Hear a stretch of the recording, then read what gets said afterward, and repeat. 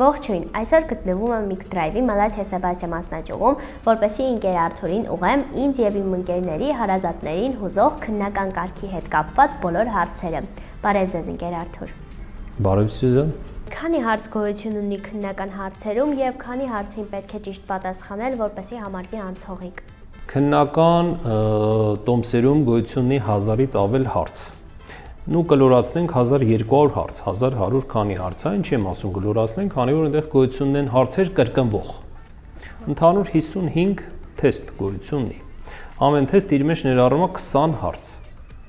Ու պետք է պատասխանել 20 հարցի։ Ճիշտ պատասխանում են 20 հարցի, ստացվում է դրական։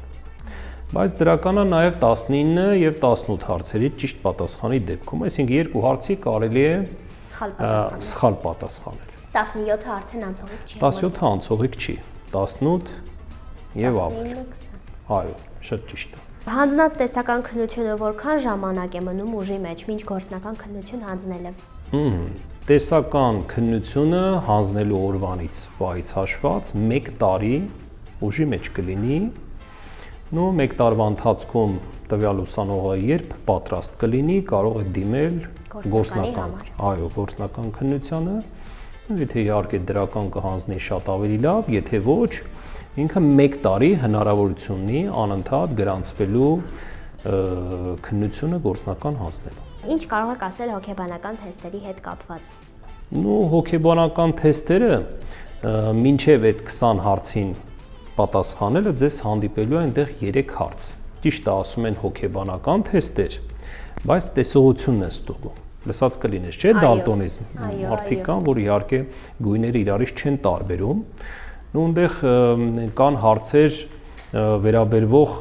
գույներին, գույները իրարից տարբերում ենք, թե ոչ։ Կան հարցեր, որտեղ տեսողական մենք պետք է հասկանանք, դա թիվ է, տառ, թե ինչ որ պատկեր։ Այսինքն գոյություն ունի թիվ, տառ, պատկեր եւ վերջապես գույն։ Եթե մենք տարբերում ենք գույները իրարից, կպատասխանենք բնականաբար ճիշտ։ Եթե ինչ որ մեկը ունի խնդիր եւ այդ գույներն իրարից չի կարողանում տարբերել, բնականաբար նա կպատասխանի այդ հարցերին սխալ եւ հետագա այդ քննական քննությանը մասնակցելու, շարունակելու այդ 20 հարցին պատասխանելու հնարավորություն չի ունենա։ 3 հարց է նման տրվում, 3 հարցից որևիցե մեկին սխալ պատասխանելու դեպքում միանգամից ավտոմատ ինքը կտրվում այդ քննությունից եւ շանս չի ունենում շարունակելու քննությունը։ Թեստերի հարցերի հերթականությունը նույնն է, թե կարող է փոփոխական լինել։ Այդ հաճախ տրվող հարցերից մեկն է, հուզող, տանջող հարցերից մեկն է ուսանողներին։ Հերթականությունը նույնը չի, ինչ որ պարապում են դպրոցներում։ Ոչ, խառը հարցեր։ Եթե հանդիպում է 20 հարց, ուրեմն շատ խառը։ Չպետք է նստեն, պարապեն, օրինակ 18-րդ թեստը, 20-րդ թեստը, այդպես չի։ Ծրագիրը ինքը ավտոմատ կընտրի 20 հարց ու կողի քննությունը հանձնողին։ 20 հարցին պետքա ու իրանք տարբեր հարցեր են։ Տես, օրինակ դու տեղյակ ես, գիտես ինձ մոտ դասերի ժամանակ ենթադրենք խաչմերուկի հետ կապված հարցեր գոյություն ունեն, ճիշտ է։ Չի կարող ինչ որ մի ուսանողի հանդիպել 20 հարց, 20-ն էլ լինի խաչմերուկներից, կամ 20 հարց, 20-ն էլ լինի լուսացույցից կամ կարգավորողից։ Ոչ, ծրագիրը ընտրում է տարբեր հարցեր։ Կարող է 2 հարց խաչմերուկից, 2 հարց կարգավորողից, 2 հարց շահագործումից, բուժօգնության հետ կապված հարցեր եւ այլն։ Ծրագիրը պատահականության սկզբունքով 20 հարց մեզ ուղղում է, որից 18-ին, հենց նոր դրա մասին խոսեցինք, այո, պետքա պատասխանել ճիշտ։ Նենց որ պետք չի նստել անգիր անել, սովորել 47, 48 կամ 49-րդ թեստը։ Այո, 1000-ից ավել է հարցերի պետքա պարապել, որովհետև չգիտես էլի քեզ որ հարցը կգա։ Ահա, թե որ էջով, որ սայթով, որ ավտոդպրոցի էջով կպարապեք, դա էական չի։ Բոլորի մոտ այդ քննական թեստերը նույնն են, բայց չգիտես քեզ որը կա։ Խառնած, այո, շատ ճիշտ է։ Ինչ խորհուրդ կտաք, որտեղ հանձնել քննությունը։ Այդտեղ դուք եք որոշում, դուք ասելով ուսանողը ինքը կորոշի որտեղ քննությունը հանձնի, Հայաստանի Հանրապետության որ մարզ որ գնաք, բոլոր մարզերն էլ ունեն այդ ՀՔԲ-ները, այդ ոստիկանության ստորաբաժանման մասին է խոսքը, յուրաքանչյուր ստորաբաժանում, այսինքն եթե ես որոշեմ, կարող եմ գնալ եւ իմ քննությունը հանձնել Վանաձորում, կցանկանամ Գյումրիում, կարելի է հանձնել Գյումրիում, ցանկանում եմ Երևանում։ Հնարավոր է ես գրանցված եմ Երևանում, բայց ապրում եմ Վանաձորում։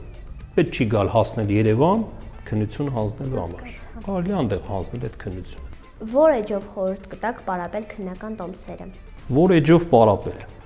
Հիմա Սյուզան, էջերը շատ են, շատ։ Մեր ավտոդպրոցը, X-Drive ավտոդպրոցը ունի էջ։ Բոլորի մոտ քննական տոմսերը նույնն են, քանակը նույնն է, նույն հարցերն են, նույն պատասխաններն են, ոչնչով իրարից չեն տարբերվում, որտեղից որ ցանկանաք, այնտեղից կարող եք մտնել եւ օգտվել։ Բայց ամենաօֆիցիալը, ամենաճիշտ էջը դա police.am-ն է։ Police.am-ում գոյություն են այն բոլոր հարցերը, որտեղ սխալներ գոյություն չունեն։ Հնարավոր է որոշ ավտոդպրոցների էջերում որոշակի սխալներ լինեն, կրկնվող բաներ կամ հարց լինի, որ իրենց էջում գոյություն չունի այդ հարցը, բայց եթե մուտք գործեք police.am, այնտեղ լրիվ ամբողջությամբ ճիշտ պատասխանները ներառյալ։ Այո, մի քիչ այնտեղ դժվար է պարապելը, սովորելը police.am-ով ինչ առում, որովհետև պատասխանները այնտեղ նշված են։ Հասկացա։ Դա միանգամից աչքը դառնում է պատասխանին, բայց այնտեղից կարելի է իհարկե նայել, օգտվել։ Հասկացա։ Իսկ ինչպես կարելի է գրանցվել քննությանը։ Գրանցվելու մասով, դե հիմա գիտեք, առաջվա նման չի, պետքա on-line գրանցվել, ոնց են գրանցվում։ roadpolice.am կայք գոյություն ունի, պետքա մոտ գործել տվյալ կայք, շատ հեշտ է օգտվելը, այնտեղ գրված է վարորդական իրավունքի վկայականի հետ տրված գործողություն, այսինքն ինչ գործողություն է սա, վարորդական իրավունքի վկայական, նշում ես այդ պատուհանի վրա ու պետքա լրացնել։ Լրացնում ենք մեր անուն ազգանունը, գրված անուն ազգանուն ենք լրացնում։ Այն 10 նիշ թվերը պետքա լրացնել սոցքարտի։ Նշում եք ձեր սոցքարտի 10 նիշն եք նշում։ Պետքա նշել նաև որ հաշվառման քննական բաժինում ես ուզում գրանցվել։ Եթե Երևան, նշում ես Երևանը։ Եթե ուզում ես օրինակ, չգիտեմ, Վանաձոր, նշում եք Վանաձորը կամ Արտաշատ, մի խոսքով նշում ենք այդ պատուհանը եւ վերջապես մեկ այլ պատուհան է բացվում, որտեղ ամիս ամսաթվով նշում է, թե որ օրը, որ ժամին, որ ամսին ես ուզում դու գրանցվել։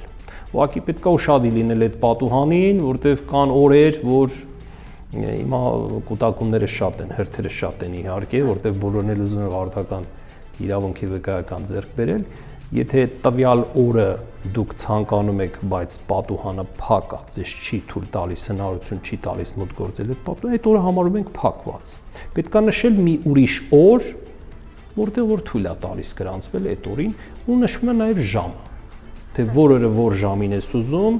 այցելիր, ունդեղ իհարկե կոդ մի հատ կգա, այդ կոդը պետք է պահել ու այդ օրը այդ ժամին գնալ տվյալ հաշվառման քննական բաժնում քննությունը հանձնել։ Եվ վերջ։ Իսկ կարելի է գործնական քննությունը ավելի շուտ հանձնել, քան տեսականը։ Չէ, օրենքը դա թույլ չի տալիս, պարտադիր պետք է տեսական քննությունը հանձնել, դրական հանձնել, այո, նոր գրանցվել գործնական քննության համար։ Հակառակ դեպքում դրա հնարավորությունը չունենք։ Կարելի է տեսական քննությունը մի վայրում հանձնել, իսկ գործնականը մեկ այլ վայրում։ Այս սույն թվականի սեպտեմբեր ամսից արդեն այո։ Առաջ, դրանից առաջ ոչ, որ վայրում, որ ՀԿԲ-ում, որ դիմել էիր տեսականի համար, նույն վայրում էլ պետք էր հանձնել գործնականը։ Հիմա արդեն ունենք հնարավորություն տեղը մենք ինքներս որոշել։ Այսինքն կարելի է հիմա տեսականը հանձնել Երևանում, գործնականը մեկ ուրիշ ՀԿԲ։ Օրինակ Արտաշատում գնանք հանձնենք։ Մենք ենք որոշում։ Լավ, այնտեղ կարող ազատ տեղեր լինի ավելի շուտ, որպեսզի երկար չսպասենք 1 ամիս, ամիս ու կես, 2 ամիս, որտեղ որ ազատ տեղ կա, կարելի է գրանցվել գնալ այնտեղ հանձնել։ Իսկ խորհուրդ կտաք մեխանիկական փոխանցման տուփով մեքենա վարել սովորել թե ավտոմատ։ Մի փոքր էս հարցը բարդ հարց է տալիս, տենց մի բառով, կես բառով չի լինի դա բացատրել, ասել, դա իմ կարծիքն է իհարկե, Սյուզան ջան, ես խորհուրդ եմ տալիս տղաներին, հիմնականում տղաներին, որովհետեւ մեխանիկական փոխանցման տուփով մեքենա վարեն, այսինքն ունենան մեխանիկականի վարորդական վկայական,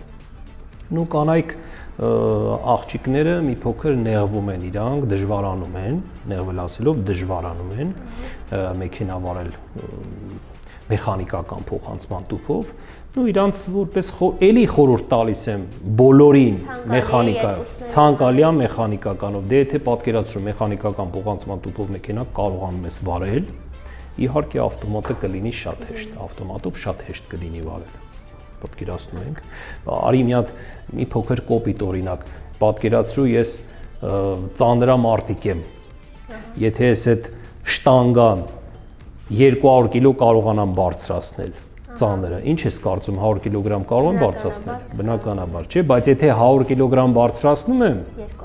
200-ը կարողանամ դժվարանամ կամ չկարողանամ։ Համեր շատ դեպքեր իհարկե լինում են, որ պետք է իմանալ մեխանիկական։ Այսինքն հեշտը միշտ էլ կա էլի, ցանկալի է, դժվարն է իմանալ։ Շատ օրինակը դա այդ օրինակը ես չեմ բերում, ու մոդել որ գնաք մեքենա վարել սովորելու այդ օրինակը բոլորը գիտեն։ Գիտես ինչ են ասում։ Ասեն պատկերացրու մի հատ Աստված ոչանի ինչ որ մի հատ դեպք է տեղի ունեցել, տուժածին պետքա տեղափոխես մոտակա հիվանդանոց։ Գոյություն ունի մեկ տրանսպորտային միջոց տվյալ պահին առկա ու մեխանիկական փոխանցման տուփով։ Ու դու չես կարողանում մեխանիկա վարել։ Հասկացա։ Ու խորհուրդ եմ տալիս մեխանիկայով, բայց կարելի է նաև շատ չչարչարվել, չտանջվել։ Ու ավտոմատով փոխանցել։ Հետո եթե, չգիտեմ, հետագա օրինակ երկրներ կան, որ կապ չունի դու ինչ մեքենա կվարես մեխանիկական փոխանցման տուփով թե ավտոմատ, քննությունը պետք է հանձնել պարտադիր մեխանիկայով։ Լավ քննությունը մեխանիկայով, պարապում, սովորում հանձնում են մեխանիկայով։ Ես չգիտեմ, հնարավոր է վաղ միսօր մեր երկրում էլ կարգ, կանոն, օրենք փոխվի, ասեն բոլորը քննությունը հանձնում են մեխանիկայով։ Այդ դեպքում ինչ ենք անելու։ Ուզենք չուզենք դի սովորենք պարապել մեխանիկայով։ Բայց հիմնականում ինձ օրինակ հետաքրքրեց մեխանիկայով են քննությունը հանձնում գործնականի թե ավտոմատ։ Դե դու նշում ես քննության որ կգնաս, այնտեղ նշում ես դիմումը լրացնելուց մեխանիկայով թե ավտոմատով։ Եթե ավտոմատով իհարկե կվարես քննությունը կանցնես ավտոմատ փոխանցման տուփով, եթե մեխանիկա կնշենք մեխանիկա։ Իսկ փոխանցման տուփը տեղ նշելը կարևոր է, ինչի եթե դու ունես ավտոմատ փոխանցման տուփով վարելու իրավունք, վարորդական իրավունքի վկայական, այլևս մեխանիկա վարելու իրավունք չես ունենա։ Իսկ հակառակ դեպքում կունենաս, եթե ունես մեխանիկայով բնականաբար, հա, արդեն ավտոմատ վարելու իրավունք իհարկե կունենա։ Դա է խորհրդիս իմաստը։ Շնորհակալ եմ շատ։ Չարժի Սյուզան, այլ հարցեր։ Չէ, այլ հարցեր ներկապահով չունեմ, այսքանն էին, շնորհակալ եմ շատ պատասխանների համար։ Լավ, հետագայում էլ հարցեր եթե կառաջանան, հնարավոր է ինչ-որ մի հարց մոռացել ես չես ուղղել, կարելի է թե նամակի տեսքով, թե ինձ մոտ այցելելով, թե գրավ ոնց կցանկանաս, ես պատրաստ եմ քո բոլոր հարցերին, քո ընկերուհիների հարցերին, ծանոթների բոլորի հարցերին, հա, փորձեմ պատասխանել Սյուզան ջան։ Դե ինչ, այսօրվա համար էլ պատրաստել էի այսքանը։ Իսկ մենք կհանդիպենք հաջորդ շաբաթ Կենտրոն TV-ի եթերում, սովորենք միասին հաղորդման շրջանակներում։